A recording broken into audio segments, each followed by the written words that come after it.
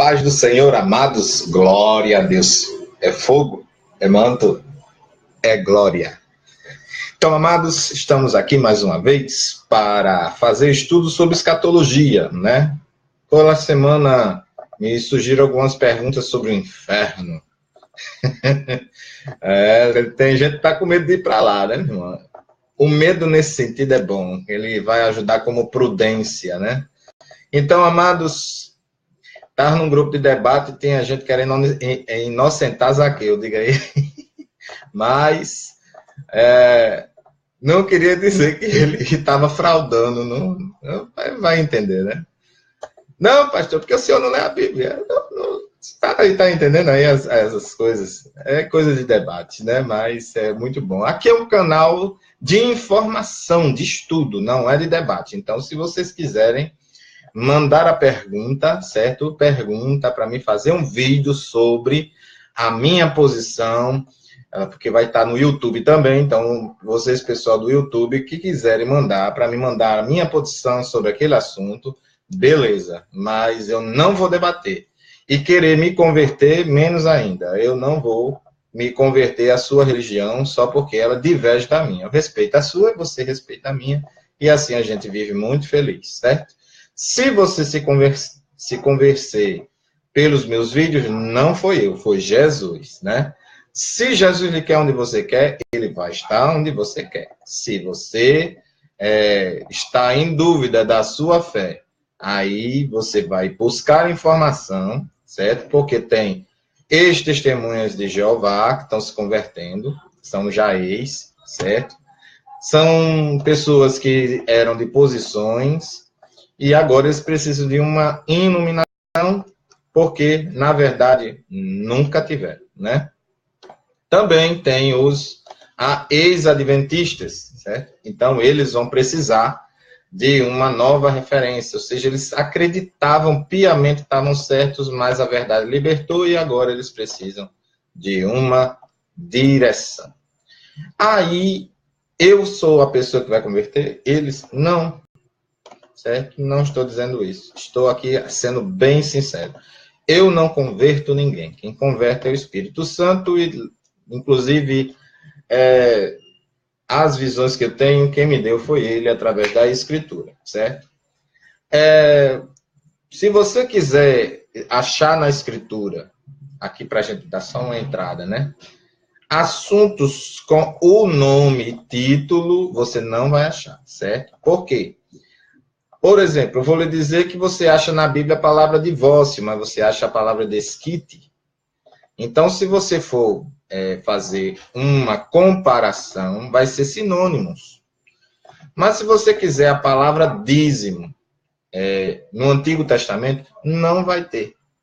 Então, é que nem a pessoa dizer, eu só acredito que tinha dízimo no Antigo Testamento se aparecer a palavra dízimo. Então, tem dízimo no Antigo Testamento? Tem, e na de português. Eu estou falando e volto a repetir.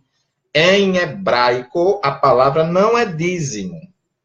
Então, se vocês estavam pensando que ele estava falando na de português, não. Na de português aparece. Mas em hebraico não aparece. Mas aparece a palavra dízimo do Antigo Testamento. Por quê, pastor? Porque existem palavras para dízimo em hebraico. Certo? Então, e aí temos um estudo já sobre o dízimo. Mas o que eu quero falar é que tem gente que quer a palavra pastor itinerante no Novo Testamento. Que quer a palavra Bíblia dentro da Bíblia. Não acha. Eu só acredito que a Bíblia é Bíblia e tal. Então você nunca vai acreditar. Mas tem palavra de Deus. Né? Então é isso que eu estou me referindo. Se você quer a palavra clara, lida, não vai ter. Você tem que examinar o contexto. Você tem que ver o texto, o contexto, para não inventar pretexto. Certo? Então, quando você diz assim, eu tenho os dicionários bíblicos, eu tenho... A maioria das pessoas que estão erradas, com a visão distorcida, ela vai duvidar que existe. Aí, depois que você dá, todo mundo se aquieta, sabe? Então, não esclareça, não jogue pérola aos porcos. Certo? Isso é muito claro. Porco Não é porco animal ali, não. Ali é uma linguagem metafórica para pessoas insensatas, certo? O porco era um animal débil, né? Impuro. Então ali é insensatos. Pessoas insensatas, pessoas desajuizadas, pessoas sem sensatez. Então não perca tempo, não. Mas é como eu disse, se vocês querem achar a verdade na Escritura, vocês acham. Mas se sua visão for diferente da do outro, respeita do outro. E ore. Deus, seja feita a sua vontade, não a minha, porque às vezes a pessoa quer impor a da pessoa. E aqui não é esse intuito. Então vamos para a visão de Daniel, capítulo 10 inteiro, certo? O capítulo 10 eu vou falar em 2 temas básicos, certo? A visão de Daniel de um ser glorioso e a visita de um anjo, certo?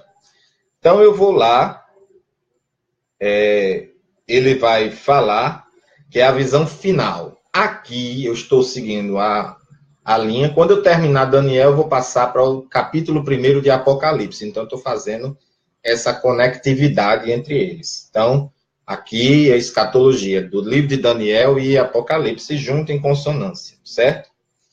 Então vamos ver que no capítulo anterior vocês viram eu falar que eu ainda vou fazer o vídeo falando das 70 semanas em visões diferentes também. Eu vou, certo? Mas eu primeiramente estou falando da fé evangélica, pentecostal, arminiana reformada, certo? Então, aqui é isso. Então, um calvinista ele vai discordar de você, mas até os judeus nazarenos ele tem uma visão bem parecida com a arminiana, certo? Não é idêntico porque eles não são cristãos, mas são irmãos judeus, certo? Deus não botou mais judeu, Deus não coloca mais brasileiro, Deus chama igreja aquele que confessa a Cristo, né? Depois a gente vai falar sobre salvação, mas estamos agora, encerramos o assunto de angelologia e vamos fazer vídeos variados agora durante a semana.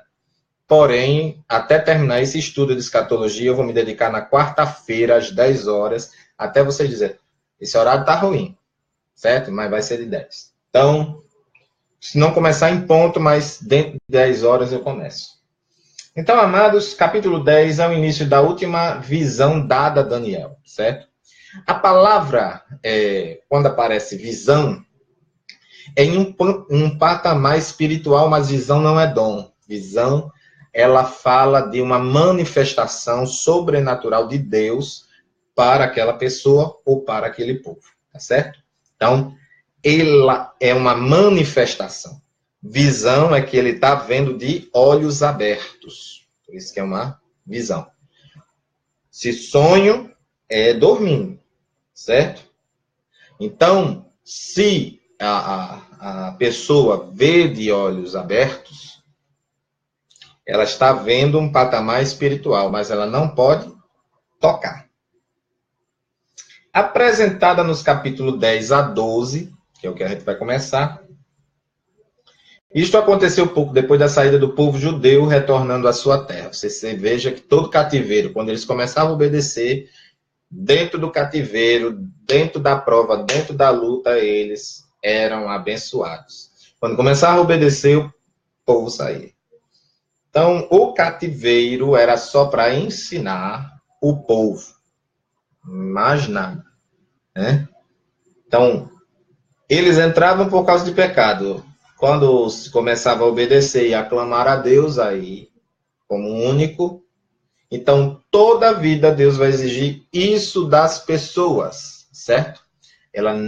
Ele nunca vai dizer, eu divido minha glória, minha atenção nas orações com outro.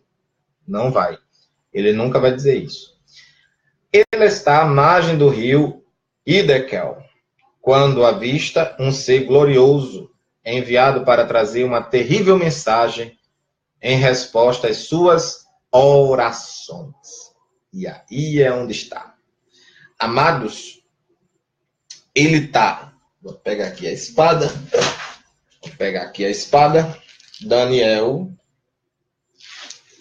Então, capítulo 10, abra aí, certo? Ele está aqui. No versículo 1, ele diz assim: no terceiro ano do Ciro, no ano de Ciro, imperador persa, Daniel também, conhecido por Beltesazar em aramaico, recebeu uma revelação divina. A profecia era verdadeira e falava de tempos hostis e guerras. Na visão que teve, ele compreendeu bem a mensagem que segue. E olha só, na visão que teve, ele compreendeu bem a mensagem que segue. Aí ele vai dizendo: eis que naqueles dias eu, Daniel, estava chorando por 3 semanas inteiras. Aleluia.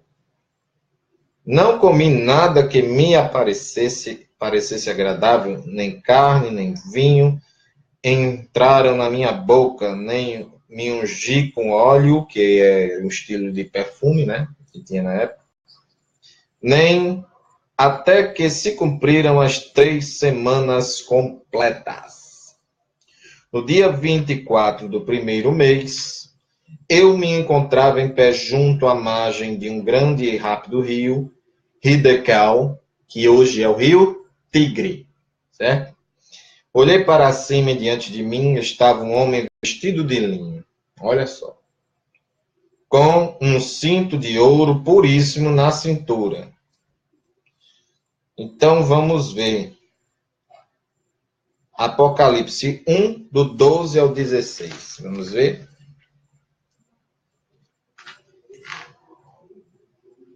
Só algo interessante.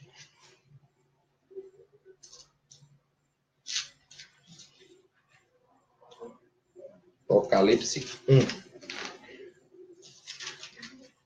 do 12 ao 16.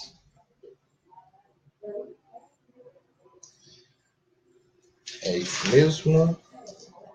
Apocalipse 1, do 12 ao 16. Vamos lá. Voltei-me para observar quem falava comigo, e voltei-me e vi 7 candelabros de ouro. Então, entre os candelabros, alguém semelhante a um ser humano, vestido com uma longa túnica de linho. É a mesma pessoa aqui? Não.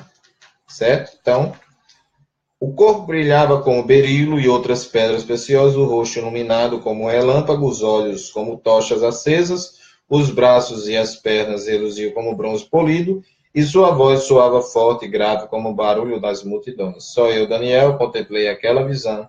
Os homens que estavam na minha companhia não a conseguiram ver.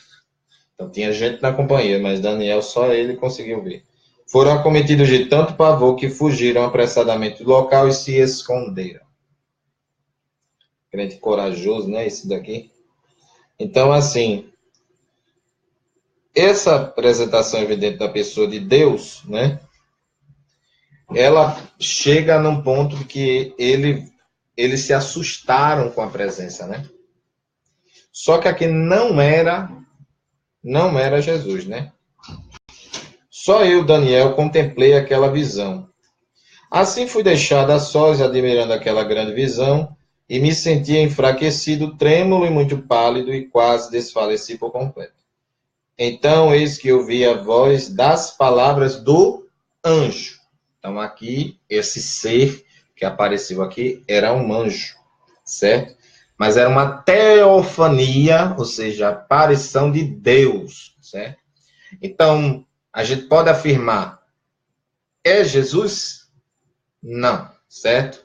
Mas Deus, sim. A gente pode afirmar, foi uma aparição de Deus. Pode ser Jesus? Sim, pode ser de Jesus. Porque está lá em Apocalipse, ele com as mesmas características. Mas o que eu estou querendo dizer aqui é que no contexto imediato era o anjo. Certo? Agora, na tipologia bíblica, aqui aparece como Jesus. Tá certo? Então, era Jesus ou não era Jesus? Era Jesus na tipologia bíblica. Certo? Aponta para ele lá no Apocalipse. Então, aqui, inclusive, nos comentários, certo? Uma visão de Deus por meio do Filho do Homem, a resposta de Yahvé, os atos de humilhação. Comparar com Apocalipse 1, do 12 ao 6, né? Nesse versículo 5, temos a ocorrência do que os teólogos chamaram tecnicamente de teofania, né? Que é justamente quando o antigo aponta para o novo. Mas o contexto imediato, quem era? Era um anjo, né? Então, a gente vamos ver que começa essa descrição angelical e muito bela. Vi um homem vestido de linho, seus lombos, né? A parte do lombo aqui, essa parte aqui, né? Seus lombos eram cingidos de ouro de Ufaz, né? O seu corpo era como turquesa, do brilho, né? Seu rosto parecia como um relâmpago de brilhoso. Seus olhos como tochas de fogo, acastanhados, bem marcantes. Seus braços, seus pés como cor de bronze assacalado. E a voz das suas palavras como a voz de uma multidão, né? Versículos 5 e 6 do capítulo 10. Sua aparência é semelhante à que João descreve quando o Senhor Jesus lhe aparece em Pátimos. Então, para você dizer que é uma tipologia bíblica, tem que apontar no Antigo e ser confirmado no Novo o antítipo. O tipo é a imagem do contexto imediato, mas o antítipo é o do Novo Testamento. Então, em tipologia bíblica, aqui seria Jesus, certo? Mas a gente está falando de escatologia. Então, o anjo veio literalmente, né? Uma teofania de Deus, veio lá para falar, ou seja, na pessoa do anjo. E percebendo, entretanto, não se tratava de uma aparição de Deus, ou uma teofania, mas de um ser angelical criado, certo? Percebemos, entretanto, não se tratar desta teofania, que é o que eu falei. Por quê? Porque você veja pelo contexto que não é o anjo do Senhor, era um anjo só. Então, tem que tomar cuidado com isso. Aí aqui diz que é para comparar, que é uma teofania. Então, nem tudo que for dizer, você deve acreditar, você deve investigar. Quando você entende o que é uma teofania, você não engole qualquer coisa, certo? Por exemplo, a serpente levantada no deserto era uma teofania de Cristo? Sim, a serpente era. Por quê? Jesus mesmo disse, do jeito que levantar a serpente, importa que o Filho do Homem seja levantado. A questão não era a serpente em si, mas era o levantar. Mas a estaca da serpente tipifica a cruz. Entendeu aí? Então, isso é bem interessante, esse assunto de tipologia. Muito bom também de se estudar. Mas você veja que é um anjo que vem ao encontro de Daniel. Mas veja a reação como era espantosa, apesar de tudo, desses homens, eles ali espantados com o anjo, né? Então eles chegaram, literalmente correram. Tem crente que quando vão expulsar o demônio, tem crente que ele não sabe se o demônio está com medo dele ou se ele está com medo do demônio, né? Mas realmente é crente despreparado, irmão, porque só o sangue. Dai-nos sabedoria, né? Então Jesus sabe como trabalhar, né? Então, aqui diz o seguinte, no capítulo 10, né? Capítulo 10, um anjo prosseguiu me exortando, não temas, caro Daniel, porque estas suas palavras foram ouvidas, sim, desde o primeiro dia que aplicaste humildemente o teu coração a fim de buscar entendimento diante do teu Deus. O que é que ele está querendo dizer? Olha, você está orando 21 dias, mas desde o primeiro dia a resposta já foi liberada. Às vezes, a resposta Deus já liberou, mas as forças das trevas estão impedindo o anjo da resposta chegar até você. Meu Deus. Aí é batalha espiritual. Quando você entende o que, que Deus quer para você, você batalha. Mas seja Lucas 18. Lucas 18 fala que a viúva insistiu, dever de orar sempre e não desistir. Ele diz lá, quanto mais Deus, que é justo, né? E era um juiz iníquo e atendeu. Eu vou julgar a causa dela para ela parar de me perturbar. Mas ele era iníquo, era um ímpio, uma pessoa errada, né? Como Zaqueu, né? Só que Zaqueu era em outra área. Então vamos lá, irmão, para você entender. A visita de um anjo, né? A visita de um anjo. Esse descreve a grande batalha entre seres celestiais em um ser da maldade descrito como príncipe do rei da Pérsia. Aí a gente começa a entender quem é esse príncipe do rei da Pérsia, né? Mas o príncipe do reino da Pérsia me resistiu durante 21 dias.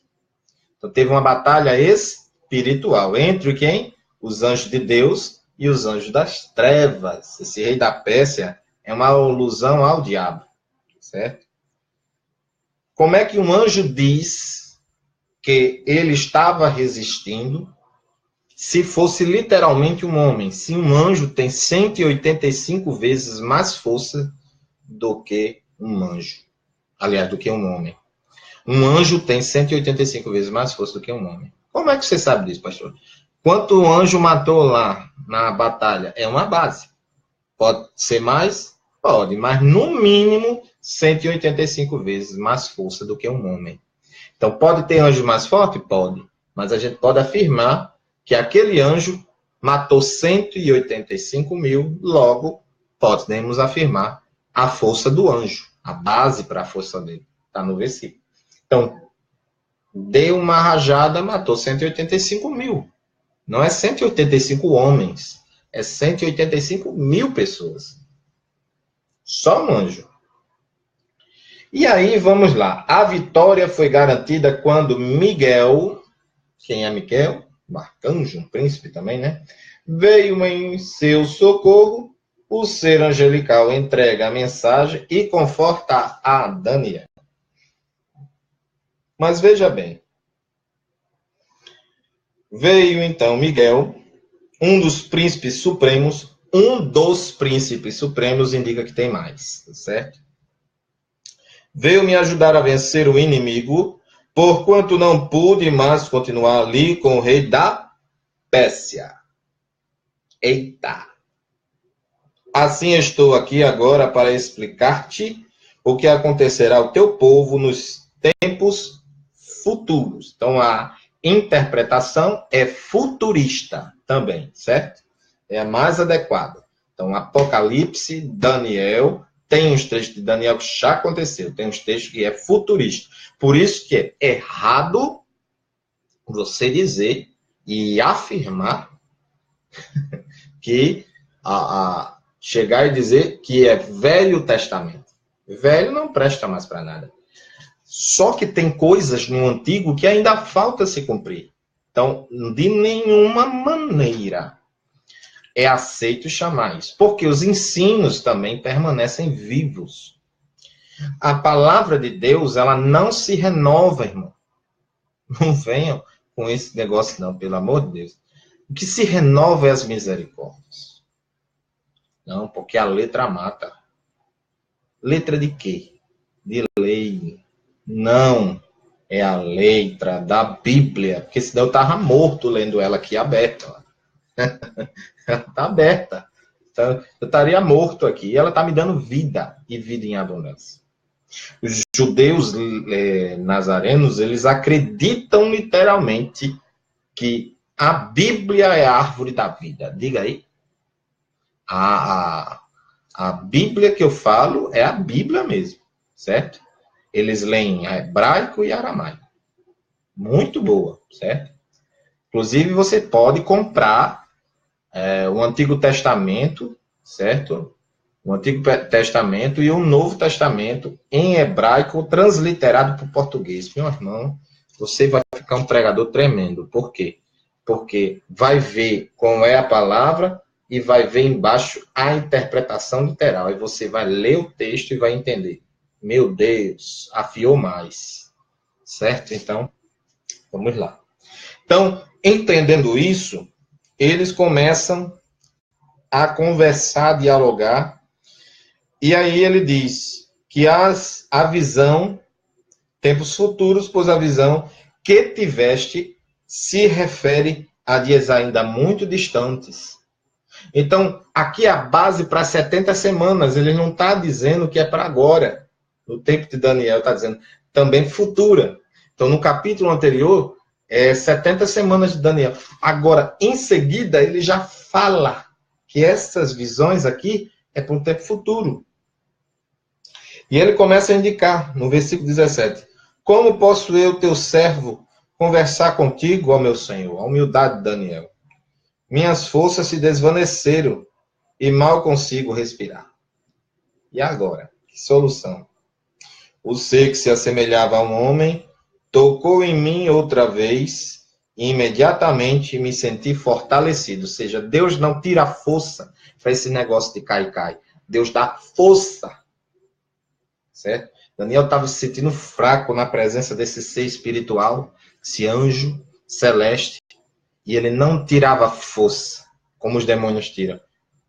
Ele deu força. Então isso é uma mentirada. É fácil uma pessoa dizer que a outra está errada. Difícil é provar. Certo? Difícil é provar. Então me dirigiu a palavra: não temas, Deus te ama, ó filho do homem, paz seja contigo. Sê forte e tem bom ânimo. E quando ele falou comigo, recobrei as forças. Olha quando ele falou, a paz esteja contigo. Daniel disse, recobrei as forças. Tem uma divergência judaizante, né? Que eles falam que a gente está errado. Só que tem uma diferença judaizante, porque alguns dos judeus, e é errado você dizer que todo judeu vai ficar, irmão. É errado, certo? Judeu que a igreja sobe, certo? Confessou o Messias, que não segue ele como eu vi uma blasfêmia, certo? De uma pessoa brasileira de convertida ao judaísmo dizer que Jesus era um educador. Meu Deus. Se dissesse também um educador, certo. Mas um educador rebaixou demais. Essa linha de pensamento se dá porque não se aceita Jesus como Messias. Esses judeus aí ortodoxos, eles dizem e afirmam que Daniel está errado. Chegam lá o cúmulo de afirmar isso. Não, Daniel errou. Ou seja, eles não erram, né, irmão? Veja aí como é. A escritura, bote isso na cabeça, jamais está errada. Você é que quer imaginar que ela é fábula, você é que quer imaginar, e diz que o outro irmão sabe bem do que você é. É sua imaginação.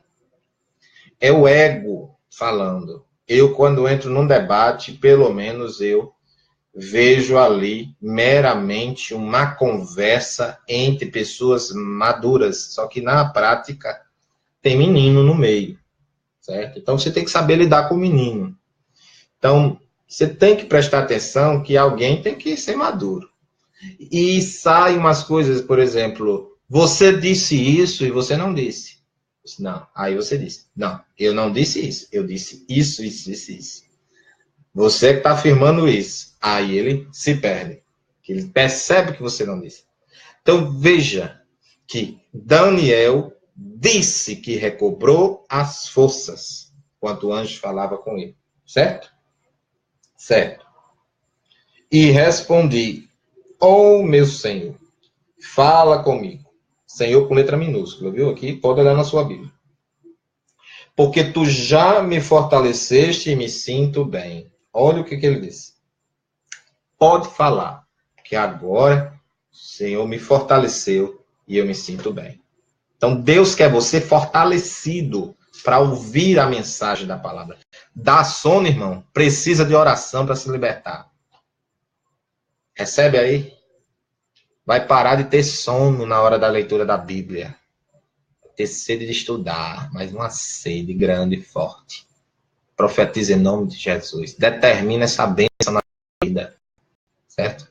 É bênção, não é profecia não, certo? É bênção. Se fosse profecia, eu tinha iniciado com assim diz o Senhor. Deus me pega quando Ele quer. Mas, irmão, Deus é Deus na tua vida. Irmã, Deus é Deus na tua vida. Jovem, Deus é Deus na tua vida. E crianças que estiverem assistindo, o reino dos céus é de vocês.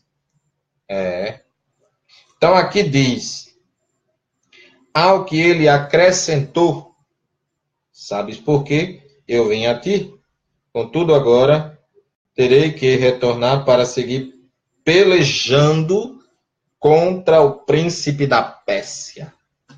Então, claramente ele está dizendo, agora eu vou retornar para pelejar para voltar. Diga aí. Então, essa batalha, toda oração que você faz, você recebe isso daí. Tá bom? Então, para a gente encerrar, o último versículo diz, antes, porém, todavia, logo que eu sair, o príncipe da Grécia virá. Olha só. Antes, porém, eu te declararei o que está escrito no livro da verdade. E nessa batalha ninguém me ajuda contra eles, senão Miguel, o príncipe celeste de Israel, né? Então, vemos que príncipe da Pérsia, quem é? Satanás ou, texto imediato, Dário, certo? Só que ele claramente está dizendo que está resistindo a Satanás. O príncipe da Grécia, quem é? É o Alexandre o Grande, certo? Mas é um príncipe demoníaco, que viria em oposição logo quando ele saísse, já vinha um para confrontá-lo. Então, interessante, né? Isso daqui é a interpretação da Escritura. Então, amados, estamos aqui, leiam a Bíblia, se alimente, porque Deus é com vocês. A paz do Senhor, e quem estiver no YouTube, quando esse vídeo estiver lá, assine aqui. Quem estiver no Facebook, visualize, compartilhe com as pessoas, que vocês vão ver o crescimento espiritual. Então, convide para o grupo, e essas pessoas vão ser iluminadas pelos vídeos que já estão. A paz do Senhor e glória a Deus.